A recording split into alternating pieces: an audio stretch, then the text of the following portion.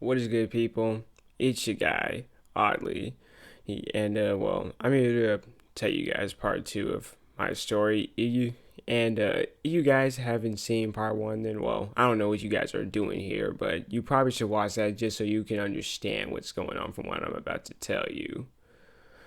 And I will admit, this part probably pains me the most to tell, but I'll still do it. And actually, before I do continue, I'm just gonna tell you something from my experience. I'm not sure what any of you guys know what it means to live in a nightmare. Some of you might think it's just a really bad day. Hey, but no, it's more than just that. To live in a nightmare means you live practically the same day. Well, not the same as that day. You live in the same Tuesday, but I mean, you live the same kind of day almost each and every day. And what's really bad about it is just that it practically gets worse as it goes on. Right? And it just breaks you down physically, mentally, and just everything that is about you. And this very thing happened to me from what I'm about to tell you.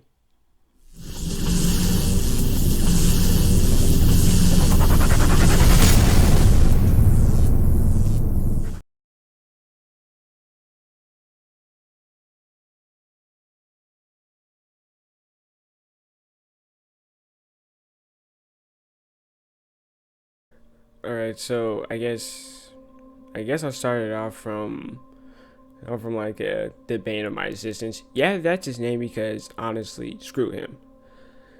And so where I left off, I told you who I thought this guy was my friend. We deep down, he probably might be the craziest person I ever met in my life. And and I mean, this guy was just crazy. Like, I mean, he was just genuinely crazy. Like, something was wrong with him, like mentally. I mean, this guy, I basically was a pedophile. He was interested into underage girls. And this guy was like 18, which I remember, which I think at the time I was 16 or 17. Or just, this man, he was interested in a 14-year-old. And not to mention, this guy was also pro incest. It's like he tried to kiss his cousin, like his male cousin. I remember he told me this along with my best friend and his friend who was with me at the time during high school, and just he thought that was okay, and because he did that, he basically got well. Basically, his family hated him. Like he couldn't see them. Like they practically disowned him. He had issues with his father because his parents got sick of his craziness. Also, if I remember correctly, his sister was suicidal, which probably the most insensitive thing I ever said was, hey, is she suicidal for this long? Like either decide to kill yourself or stop being suicidal. Yeah, I will admit, that was pretty heartless of me. I don't remember how long he said she was suicidal. It just, and also, I wasn't here for this, but this happened at school. So this allegedly happened from what the seniors said. This guy was so desperate for a girl that he asked one of the senior girl. It was about a question. He asked them a question, and so they got closer, and then that man stole a kiss from her, and then ran out that class like a bat out of Hades, and it got in his car. I think the girl stopped him before he could reach the car. So just this guy was just downright nuts. And the thing was, I tried to help him, but he just it's like he didn't receive the help. Well, I guess I could say he didn't want the help. I guess he thought he was too far gone, I guess. And this was the type of guy who decided just all over the dumbest thing just to make my life, as he said, a living hell. And he basically lived up to it. I mean, he would go out of his way just to annoy me, or just in the littlest ways, he just make my life at school horrible, and I hated it. And all it did was just cause me anger and frustration towards him. And I mean, seriously, like, this guy really had it out for me. I mean, yes, like I said in probably like part one, that he messed with others, but he just had it out for me. Like every waking hour at school, he tried to ruin it for me. And the sad part was that some of my classes were with him. Like, I think there were very few classes that I didn't have it with him, because I was in like a small school, so therefore some of the classes got mixed in. Like some of them were, like, you have seniors in with the juniors and all that. And just this guy, he was sitting next to me. The class wouldn't let me focus. Okay, so then I probably lose track. And just, I mean, I don't know why. It doesn't make sense. It's why he did all this. Like, it's like, what would he gain? I mean, I'm kind of lost for words for it. I just don't understand it. And he just thought it was all funny to him. Like, it was all just one big game. But it was causing me pain and anguish. Which unfortunately, even that part about the pain and anguish, I thought I was seeing the worst at that time, but it would get worse. Even when he wasn't, even when he looked like I couldn't get away from him, which I most likely couldn't, but it gets worse.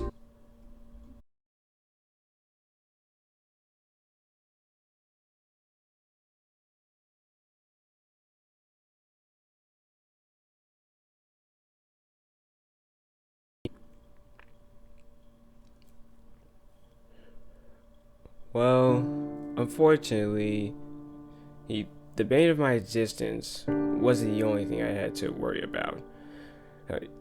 I didn't have to just worry about his torment. My mind and my spirit just wasn't in the place it needed to be.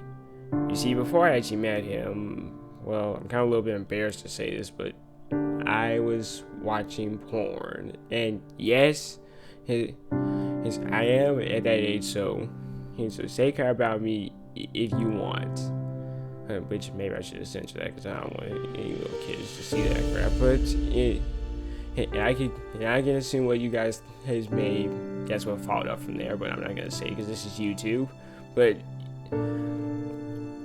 at first it was like a blessing in disguise. Like, I was all like, yes, like I was kind of glad to have it. But as time went on, like my junior year, it was just like a drug to me. It's like I couldn't get enough of it. I was almost like like a junkie. Like he addicted to drugs. And I mean, this crap messed with my mind, like, really bad. Like I remember at school, my mind would be a mess and I just couldn't focus. And then I had to deal with his crap. Yep. And that wasn't the only thing. My spirit just felt dirty. Like physically and mentally, I just felt dirty. And it wasn't just that, but I remember the days where I just wake up, feeling like dog crap. Like literally, I just wake up in the morning, like immediately. Once my eyes open, I just be all like, crap. And it's not just that, but I would dread going to school because I know that I'll just go through all that crap again. Like, I'll get involved with him again. And matter of fact, I knew once I saw that dang a white Nissan truck. I was like, ah, crap, he's here today. Fortunately, there were some days where he wasn't there, so I was like, yes, it's made it a little bit easier on me. And just, matter of fact, to this day, I can't even see a white Nissan truck, and I think about him, which would probably get me angry or sad. And just as this goes on, it just doesn't stop. My mind just keeps getting worse. I felt like I was cracking at the seams. And some of you are probably guessing, if it was such a problem, why didn't you tell someone? Well, the thing is, I didn't tell anyone because in the end, I thought he would hate me. They see me as weird. Which is why I didn't even tell my own parents. It's about it. And I mean, I thought they would just hate me for it. So then, it was at that point I just felt alone. And I remember many times as I walk in the building and some kids would ask me, hey, are you doing fine? And I was like, hey, yeah, I'm fine, even though my head probably was down. Like, I would wear a mask. It's like, hey, I'm always smiling, but deep down inside, I was just breaking at the seams, and emotionally, I felt I probably was being destroyed. And I guess in order for my mind to protect itself, I shut off some of my emotions. So therefore, I just wouldn't go insane while dealing with his bullcrap every day. And it wasn't just at school I felt this way. I felt this way at home. So I mean, and I kept living like this almost every day. For months, to where I felt like I couldn't even be happy. Like, I'd forgotten what it meant to be happy. To where I just felt nothing but just depression, which my mother didn't really help me there. Everybody well, actually, never did help me a little bit. When she said Christians don't get depressed, but now that I'm older, no, there's no way around it. I was depressed. And I just wanted the pain to end, but the pain just didn't recede. It just kept building and building and building, to where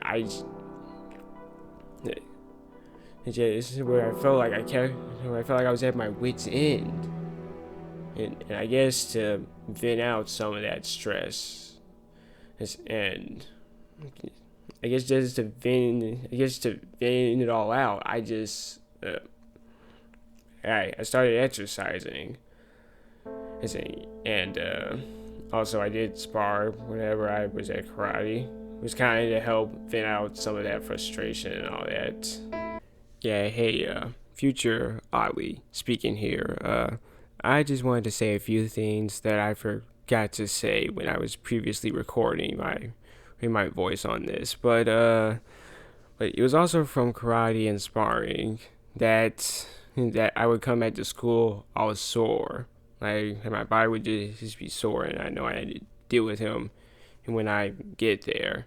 And well, I feel like probably the reason why I pushed myself so physically hard was because I was trying to quell in my emotional pain, which is probably why I could take in the physical pain instead. And it was also at school that I just felt like a dead man on 2 feet. An empty husk, because that had just no emotion left in him, and shallow. And I felt that way 24/7. Matter of fact, have any of you heard her Guts theme before? If not, it's It's kind of really sad. It's really a sad song. It's from an anime called Berserk. But if you listen to it, you'll see what I mean. I mean, because that was me basically 24/7. All right, all right. That's all. Okay. Hey, back to the previous recording. And I remember I was so sick and tired of my weakness. Is that I was so sick and tired of that I would really push my body to practical muscle failure. Like when I was done exercising, my hands wouldn't stop shaking. I mean, that's how much I pushed them. It was to the absolute limit. And and just I remember there was one time where I was trying to leave. I was trying to leave the classroom, and just the bane of my existence was closing the door, so therefore I couldn't get out. And all the other students were trying to get out, and they were all like, "Hey, quit playing with him. We were all trying to leave." And I felt like it was at that moment I felt like these people just don't get me. This guy is just not my friend. I guess those are in some sick, twisted way he still was in my mind, but just no. He just was not. Matter of fact, I think even my best friend, even now, I remember he put me in a whole position. And at the time, I was working out and all that. It just, it's from that hole that I couldn't get out of. I felt weak, like I couldn't. I couldn't get out of it. And I just remember the frustration I felt. I think that day I cried in the bathroom. Yeah, despite that I did hold out some of my emotions, there were days that I did cry.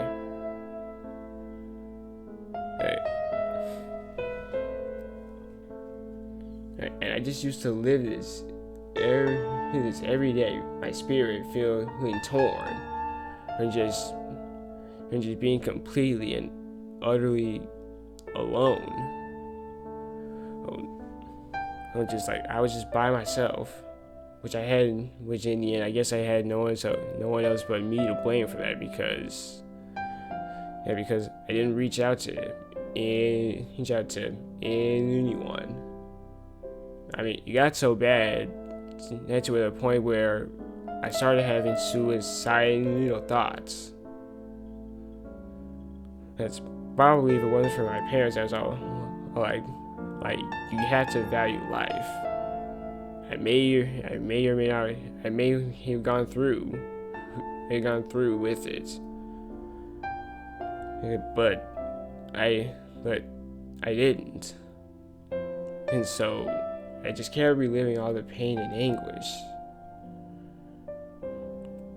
With just no hope of salvation or anything. Like, to sum it all up, basically, I was basically into darkness with no light, or just sinking into a bottomless ocean, with no hope of reaching the bottom or even swimming back up. And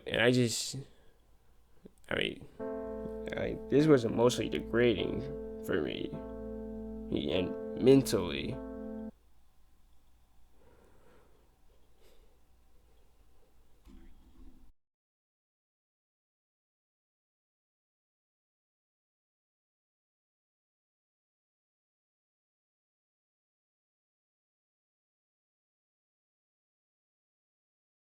And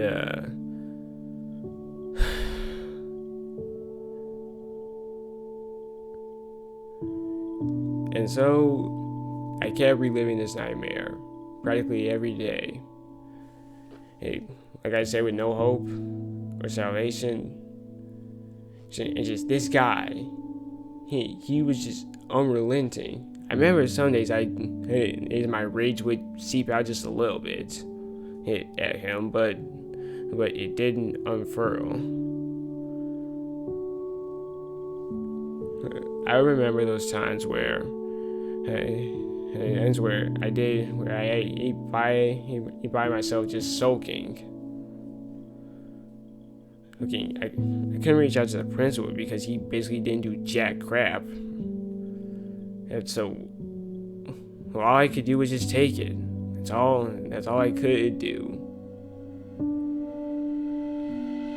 But in the end, I did find some salvation. I remember one time I was driving. I believe we were practicing. I was practicing driving, so therefore I could get my license still. And we were heading to the store with both my brother and my mother in the car. Alright, and when this happened, I remember we played some Christian music on the radio, and just in the middle of driving, and while hearing the song, I broke down.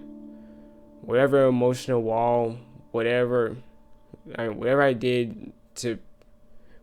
put up to protect myself, it all came crashing down, but in a good way. I remember I was driving, and I could just feel myself just crying tears. Maybe it was both joy and sadness. Is because, at least for a little bit, I felt like I wasn't just by myself.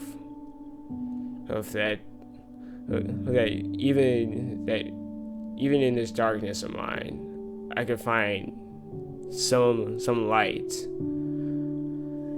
And I remember sometimes at school, since it was this Christian school, we did have church service. I remember the days where sometimes I just cry. And I would cover my eyes there for people wouldn't see me. And it was all this stuff that gave me a little sense of peace. I felt like I could keep going, even though I still felt like I was at my wit's end. But still, the rage and frustration was still there. But I felt like my days were actually getting better for once. Is that I wasn't living with shame or anguish or anything. I've had to this day. Hey, no matter how desensitized I am, or just how emotionally damaged I am, that the Word of God always seems to always tug at my heartstrings every time, and so I kept going forward. Even though I know He was still there, it annoyed me. But I felt like this nightmare was trying to actually get better. I actually do remember one time my mother was taking me to school, and I got so sick of all the shame and frustration, sick of crumbling at the seams and just trying to pick up the pieces, but couldn't. And so I told my mother what I was doing by myself, and for once I felt like an actual weight was lifted off of me. Like literally, I felt like an actual weight was off me.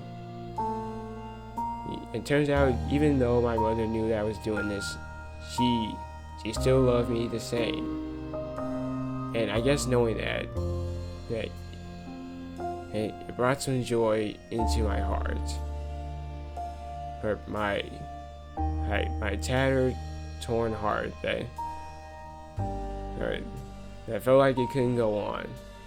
But that felt like it just wanted to end its suffering. that it just wanted to be happy again. It didn't want to. It didn't want to suffer any more than it already had.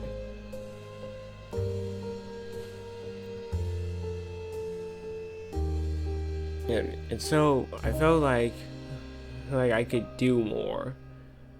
Or these days, even though I knew he would still keep messing with me and still try to ruin me.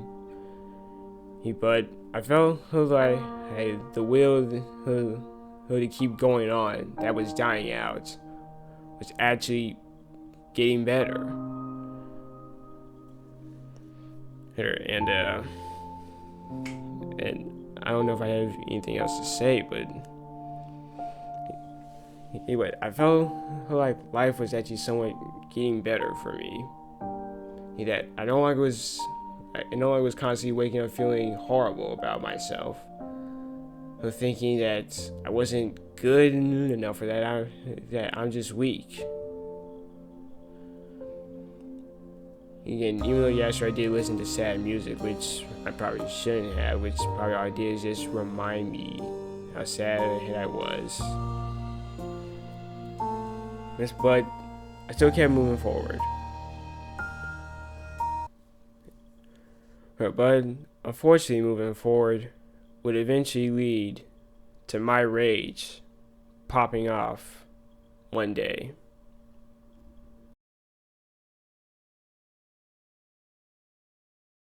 So yeah, just like in part one, I do want to thank you guys for hearing me out, and also I just want to tell you guys that despite I went through hell basically almost every day, that I'm actually doing better these days, even though some days I do find myself sad and maybe even a little bit depressed, but now I actually have people in my corner.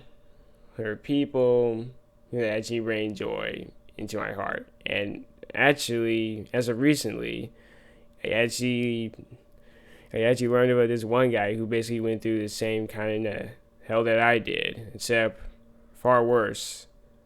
And him telling his story and me telling a part of mine.